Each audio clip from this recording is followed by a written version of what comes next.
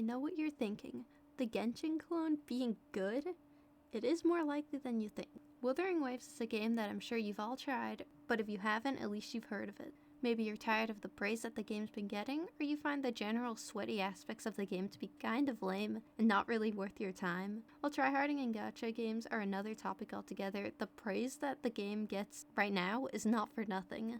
This video aims to serve as a discussion for how Wuthering Waves has consistently impressed its players as it's continued to give out more patches, and how it compares to other gacha games in the scene, and why, also, Wuthering Waves as a game is one of the most important things to happen in the gacha sphere. First, I'd like to give my take on the clone allegations, if we call it that. Yes, this game is kind of a clone to Genshin, but that's been proving to benefit the game rather than hinder it due to its consistent comparisons the two get and the expectations that they kind of had to surpass in order to succeed. The two should be compared because they're obviously very similar. They're the open world gachas that we've all heard of, and if you haven't tried Wuthering Waves, you've absolutely tried Genshin. This game really does feel like the black sheep of the four big gacha games, and it really does seem to have everything stacked against it. Despite that, they still have found a way to deliver, and at this point, I feel like they're lapping their competitors. I'd like to bring you all back to the start of how things were when Wuthering Waves came out. The game was already labeled as a Genshin clone and a game that was doomed to fail,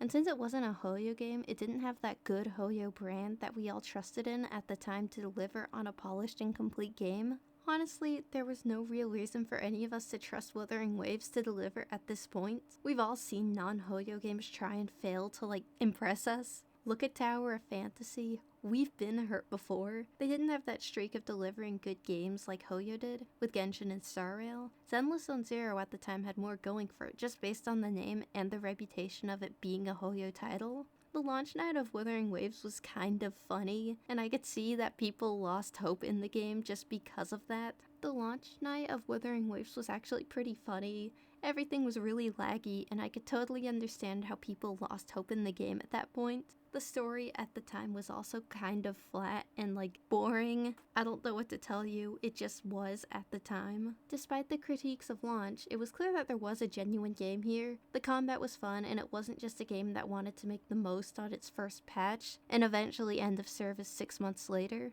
When we progressed through the game, the story eventually also began to feel good, and the game really was starting to shine and stand on its legs, and just show us what kind of game this one was gonna be. Admittedly, I did end up changing the JP because the combat lines did feel flat, and I'm sure that's gotten better, but I also think at the same time, myself and others were giving this game the Hoyo game standard of having to be perfect. There really was no way that Wuthering Waves was going to have the budget of other Hoyo games, and I know that I've bashed on story and gacha in the past, and I did include footage of Wuthering Waves in that video, but I'm just gonna briefly backtrack and say that I don't think the storytelling in Wuthering Waves is bad. I do find their 4 stars to be pointless, and I can't bring myself to care for them. However, I always found the storytelling there to be pretty decent. It's really Genshin and Star Rail that would bore me and would lead a ripple effect of me being reluctant to start any other story quest in any other game. Anyways, on launch this game was constantly compared to Genshin, and it got a lot of mixed responses from it.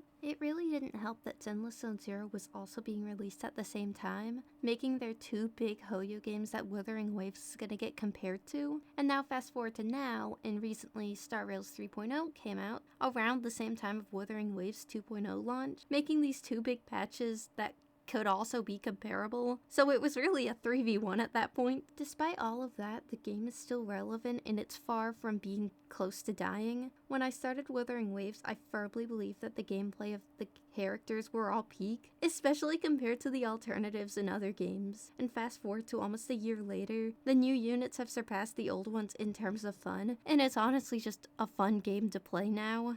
Changes such as the glider and the consistent retroactive buffs to the old characters, such as the Phantom Echoes, or just buffing the main character Spectro thing to work with Phoebe. It all really just makes my time feel valued, and also my polls, and I do imagine that others will feel the same way. I remember once I got some warning telling me that I played for 3 hours, and I was really surprised. I do get that it's a gacha game, they're gonna want our money and their time. I get that. I know they don't care, but it seriously felt like they wanted our time to be valued, which is really nice. Beyond the fact that this game is still alive and feels good to play, it does set a new precedent for future gacha games, as well as serves as a semblance of inspiration for non-Hoyo games, other games that are trying to compete without the really good quality that the Hoyo brings will give.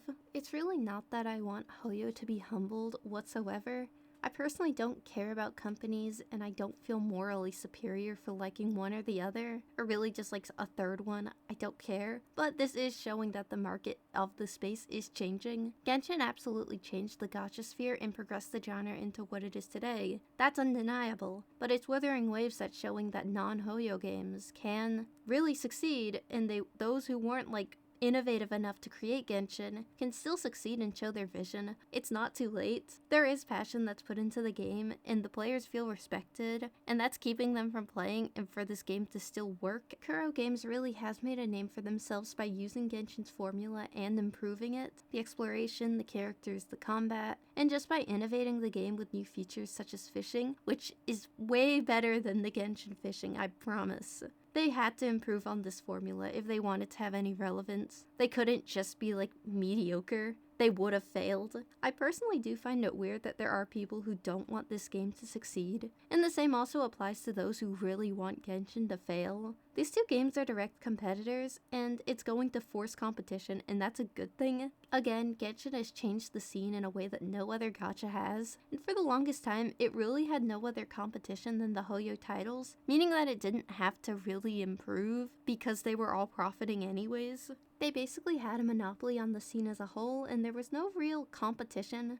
And now there is. Wuthering Waves is still improving, and they're gonna push Genshin to improve as well. And these two games are gonna compete against each other as long as they have live service. Instead of players arguing over which game is better or why one doesn't deserve its success, it's healthier for the lifespan of both games to just compare the two and to want both of the games that they don't play to succeed, or you could just play both and enjoy the improvement from both sides. Future gacha games are going to look at the Wuthering Waves game and understand that it's possible for them to succeed even without the Hoyo brand, and that alone is going to be inspirational. As more gacha games come out, the population of the gacha community is going to become more and more divided because there's going to be more niches that come out and get covered well, and there's just not going to be enough time to play all of them, despite all of them probably being decent games. The amount of storage one of these games costs is already a lot, easily over 50 gigs with consistent updates. It's simply going to be physically impossible given that you're logging into all of these games every day and doing the events and the story that's going to come out every patch. That's gonna be a lot of gacha, and frankly, at that point, if someone is able to consume more than 4 big gacha games, which is already a lot, then there might just be some sort of addiction and you might just need help. This is important because we're gonna enter an age where there's gonna be tons of competition as more games in a similar boat to Wuthering Waves do come out. Everyone's gonna try to sell you the best gacha game, and your PC storage limit is gonna force you to be selective. It's gonna be great. There's gonna be countless cases of comparisons and people getting mad online, or the doom posting about future gacha games that will probably deserve success. And this sort of behavior has been going on with Wuthering Waves. People don't want the game to succeed even though it's doing well. Despite all of that, the game has succeeded, and based on the direction of the game, it's going to continue to succeed, and for you, the player, it's not too late to hop on board and try the game for yourself. It really is worth your time.